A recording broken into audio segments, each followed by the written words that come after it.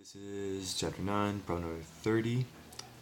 So the question is, small blocks, each with mass m, are clamped at the ends and at the center of a rod of length L and with negligible mass. Compute the moment of inertia of the system about an axis perpendicular to the road and passing the rod and passing through A, the center of the rod, and B, a point 1/4 of length from one end. So A,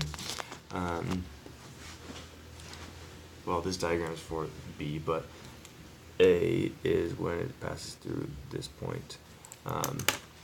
So we have our moment of inertia is equal to mass times radius squared, or sorry, R is perpendicular distance from the axis of rotation.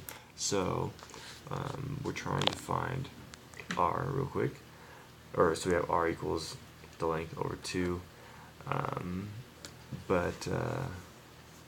so when we plug in R, so we can plug in R, which equals L over 2. So we have our moment of inertia is equal to mass times our distance from the axis of rotation squared plus mass times L over 2 squared plus mass times 0 squared. So this gives us 2 times mass L squared over 4, which equals mass times L squared over 2. So we get that our moment of inertia is equal to mass times L times the length of the rod squared over 2.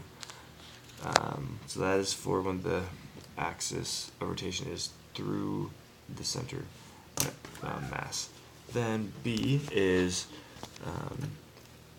do the same thing, but when the rotational axis of rotation is 1/4 from the end. So 3/4 this way, 1/4 this way. So in order to do so, we have our moment of inertia is equal to mass times length over 4 squared plus mass times length over 4 plus squared 2 plus mass times 3L over 4 squared. So when we plug this all in, oopsies. When we plug this all, or when we solve for this, we can factor out the L, and we're left with mass times L squared equals 1/16 plus 1/16 plus 9/16, which gives us 11/16 times mass times the length of the rod squared.